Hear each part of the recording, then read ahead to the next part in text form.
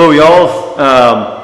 Just want to let you know I just got done filming this interview with Jeff Dunas. This is the my Inspiring Mind series, and you don't want to miss this one. I know a lot of you guys don't watch the Inspiring Mind series. They get the least views of all, but this is a good one. So Jeff has a lot of experience, and he's a great guy. And he's it's just to hear somebody speak the way he speaks and to share insight that he's developed over 35 years of shooting, and to be able to get that in, all this stuff compressed into, an hour of an interview. Of course I'm going to be putting it out, 10 minutes at a time or 6 minutes or whatever comes out. When it does come up, I would suggest watching it, especially this one. It's a great, it was a great interview. So I had a lot of fun. I want to say thanks to Jeff. Thanks to Jeff and for doing this interview. And, you guys should watch it. So you'll be doing yourself a disservice if you don't watch this.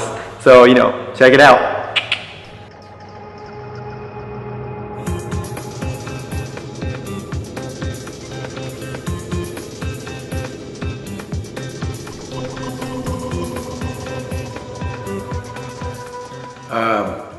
My name is Jeff Dunas, and I've been a photographer for quite a while. I've been working in a lot of different disciplines in my career. People like to pigeonhole photographers, and I've kind of eluded being pigeonholed, although they've tried. The work I do is primarily portrait and documentary, fine art nudes. I also do a lot of street pictures, so those are sort of the four major categories. I also happen to be the director of the Palm Springs Photo Festival.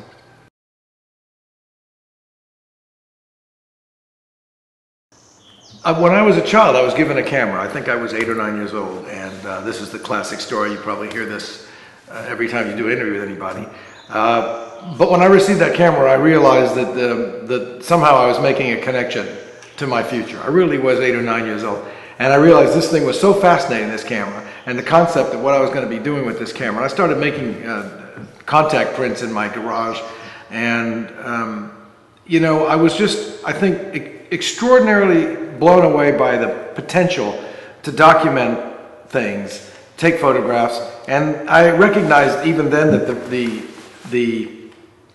every photograph I made was an instant that was going to vanish. I mean, in some ways, I've always been very attuned to that concept that time is constantly vanishing and, ellipsed by a new time and so forth. So,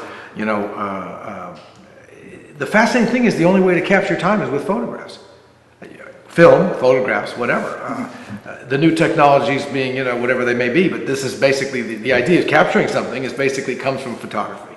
And I've always found somehow that really held me like this. So photographing women, photographing people, photographing documentary work, or street pictures particularly, it's just this moment of theater that is there and it's gone. And if you have an intellectual capacity to perceive it about to happen, you can be there and you can make it, you can be there when it happens. And that to me is like this incredibly stimulating way to pass my time. And I feel like it's an important thing. It's like I'm not going to leave this earth having just been here and gone. At some point in time, if anybody ever bothers to look through the work that I've done, they're going to be teleported back into time and into these moments that I was able to capture. And so there's something about that that's always grabbed me. And as I went through school and high school and college, it stayed with me. That's all I ever did. I photographed day and night.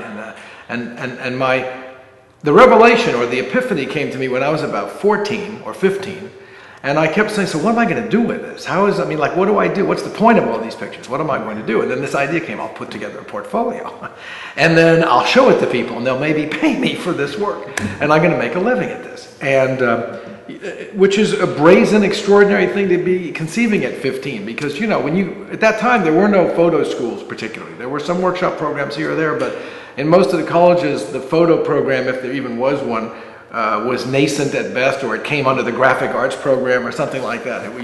Print shop or something. But it wasn't, they didn't really have they didn't consider photography as kind of a realistic pursuit at the time, really, to offer that in most schools. So I wasn't really exposed to it in school, but I carried on through school. And in my last year in high school, they actually had a photo class, and I actually signed up for it and found that I was kicked out in 3 weeks because I kept contradicting the teacher. I was way more advanced than him because he was a graphic arts teacher that they had said, hey, why don't you teach photo? And so he said, I'm kicking you out of this class. you're too disruptive. But I will invite you into my graphic arts class where you don't know Jack, and you're going to listen and learn. I said, okay. And he and I became friends. He's a great guy. But anyway, so long story. I pursued this into my late teens and early 20s and started working for magazines. And my life's work was about magazines, I guess, up until 10 years ago. That's what I did. I was a magazine photographer. Whether that's a viable pursuit anymore, it's anybody's guess. They seem to be disappearing or morphing into iPad podcasts or all kinds of other electronic media that I think is going to be the new way that we receive information and photographs, which, you got to get on the bandwagon. If that's where it's going, you got to be there. So people like yourself, or people that are actually doing multimedia kind of work, are going to be at the vanguard of how we transmit images and concepts visually in the future. Anyway, I did my career as an editorial photographer, and then about 10, I think it's more like 14 years ago, I realized that it was probably time to start looking long term and find out what would be considered a meaningful existence for me, having gotten to this point after 25 years doing this work.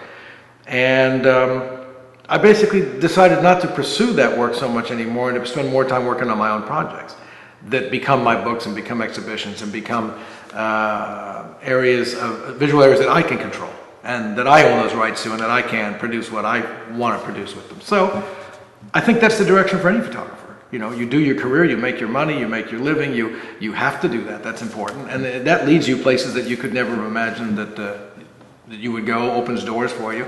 And then you have to start to say, what is all this about? What am I going to be doing with this? How does this mean anything? If you have this random bunch of pictures that you've done for advertising all your life, you have a nice couple of houses, maybe 3 cars in your driveway, and you've got this collection of Ajax and Tide commercials, or photographs. What does that do for you? Whereas, and I'm not putting it down because it's the only money that's real that photographers can earn. So advertising is a blessing, it's a godsend.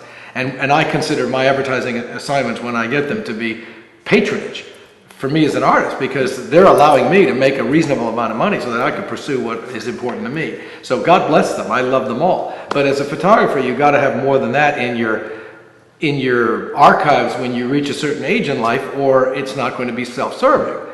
And I firmly believe we're entitled to hopefully the benefits of all the years of work that we've done, if you stay in this career long enough, need to be of some benefit to you as you get older. You need to make some statement. You need to have some impact in photography. Otherwise, it's more of a trade, or I say a profession, but it's not an art form. To me, the art of photography is something that's lifelong. Go off on a tangent. Now you probably want to ask me something more like serious.